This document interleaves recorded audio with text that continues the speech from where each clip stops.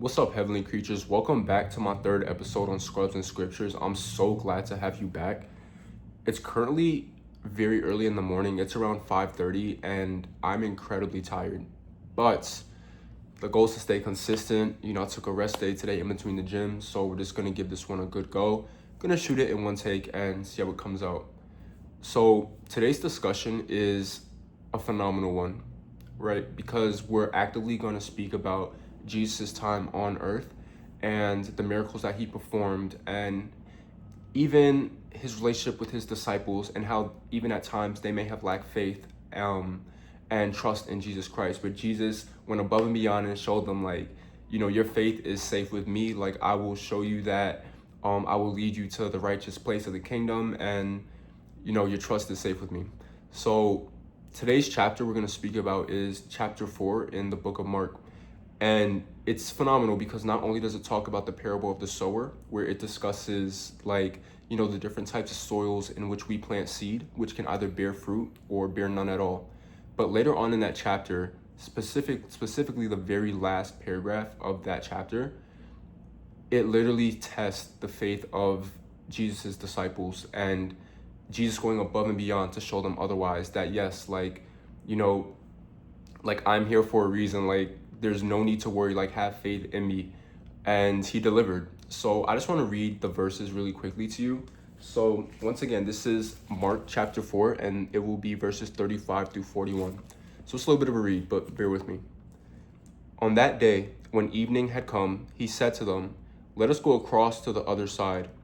And leaving the crowd behind, they took him with them in the boat, just as he was. Other boats were with him. A great gale arose, and the waves beat into the boat, so that the boat was already being swamped. But he was in the stern, asleep on the cushion, and they woke him up and said to him, "Teacher, do you not care that we are perishing?" He woke up and rebuked the wind and said to the sea, "Peace, be still." Then the wind ceased, and there was a dead calm. He said to them, "Why are you afraid? Have you still no faith?" And they were filled with great awe and said to one another, "Who then is this, that even the wind and the sea obey him?" Low key, like, I gotta snap for that one. That is such a tough, like, little paragraph, and just an already phenomenal chapter alone. And I think this chapter really resonates with me and a lot of people that I talk to in my everyday life, because I believe as imperfect people, a lot of the times we have the ability to lack faith. In other moments, we have the ability to, be like have our faith on 100 at all times. But, it can be inconsistent at times. But at the end of the day, Jesus wants us to place his faith in him. And in Jesus' case, as well as his disciples, they were actively in a real storm where their boat was practically being sunken. And Jesus said, "You know what? Like, I see the danger that's involved, but, you're safe with me. Like, no storm shall, overcome, like, the light that I have for you." And I think this relates to our everyday world, because a lot of the times, we may have our own storms that we're going through. Um, and that could come in the appearance of doubt. It could come in the appearance of fear. It could come in the appearance of, sadness, anger, whatever the case may be. Like, everyone faces their own storm in life. It's inevitable, right? However, what we all can do moving forward is leaning on God and having that faith in him. What is a small storm to the Creator? So if he's able to, like, actively stop an actual thunderstorm where his disciples are about to be sunken, what do you think he can do in your life? A lot of the times I think that we choose to lean on our own understanding. We choose to, trust our own thoughts, which half the time aren't even, like, logical or real, or, they may not even come from us per se, because I can think something about myself that's factual, but then there's so many different pathways my brain can go of creating different scenarios that are just not true. So I think we ourselves can be very self-deceptive, which is why it's best to rely on God and lean on his understanding and not our own. Yes, it is wise to also learn discernment, to be very prudent as well. But being able to differentiate between the two, I believe, is very important.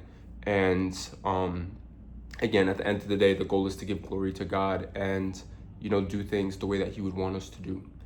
So yes, like there have been moments in my life, for instance, where I have had storms and all hope seems lost. I swear to you, all hope seems lost. But 5 years later, not even 5 years, like 5 weeks later, I look back and I'm like, Jesus literally got me out of this storm unscathed, right?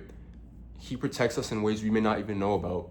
I'm sure there have been times where I may have got in my car and I may have avoided a massive accident or, whatever the case may be, but I didn't even know in that moment God was protecting me. So I think it's very important to hear what Jesus says. And he says, like, do you still have no faith? Like, are you still lacking that faith? And Jesus was going above and beyond to show his disciples and, teaching them as well the word. And to still question, like, I'm physically here right in front of you. You're seeing all of me for who I am. And you're hearing from me the word. Yet you still lack faith. So I think in our situation, being that we're years out from Jesus' time on earth, the fact that we're still able to have that faith, and that's pretty much relying on the Bible, relying on stories, relying on the church, being able to still hold that faith in him without actively seeing him or actively hearing his word, coming from Jesus Christ, the man himself, that just goes to show that our faith, honestly speaking, could be the strongest that it's ever been, because we're relying on faith, which is, our internal belief that, what Jesus has done on this earth is complete and I could put all my trust and hope and belief into him. I think I said that twice. Anyway, so yeah, like if you're going through a storm right now, I would actually challenge you and say, look back on a time where you were in a storm, right? Or look back on a time where someone else may have been in a storm and either you've overcome that storm for yourself or you may have helped another individual overcome that storm as well. That's Jesus Christ actively working with inside of you, right? And I've noticed, like, I'll walk around the city, I'll be in like these environments and I could look at somebody and be like I can feel Jesus Christ working within you. Like I can see the fruits that you bear. I can see that you are a follower of Christ, whether or not they acknowledge it or not, that's another story. But again, just keep in mind that like there's no storm that can, sink your ship, because at the end of the day, like Jesus strengthens us in our weaknesses, and those are the perfect times to really put your faith into him, and that's what he wants. That's what he wants. Again, I may have said it in a past video, but that knowledge you acquire during that storm is set to be wisdom years down the line when you apply that same knowledge in the same predicament that you would have been in years prior in that same situation. So again, like hold faith. Jesus works in like miraculous ways, and he may just surprise you. And again, everything happens for a reason. I believe that Jesus and God, like they build us up and they strengthen us for whatever their will may be for us. And just be very wise and very prudent in understanding that as well, that your story is unique to you, and that same story that's unique to you could change other people's lives as well, or it could change how you see the world and how it can impact others. So just keep that in mind. I think I'm gonna wrap up with this video though, and I really hope you enjoy it. Again, it's 5:30 in the morning. I'm about to go eat some breakfast, and I got to get ready for class. But God bless. I really hope you enjoyed this video. Please feel free to like, share, and subscribe. I have yet to really post this like on my socials, but I was thinking maybe I may do it, but I'd rather just make this video, and whoever stumbles upon it. I believe like the algorithm, I'm not too into that, but hey, I really hope y'all enjoyed the video, and try to be a light in someone's world today. And remember, no storm can overcome you because you have Jesus on your side. Like he is with you every single second of your life. He knew you before you were knitted in your mother's womb.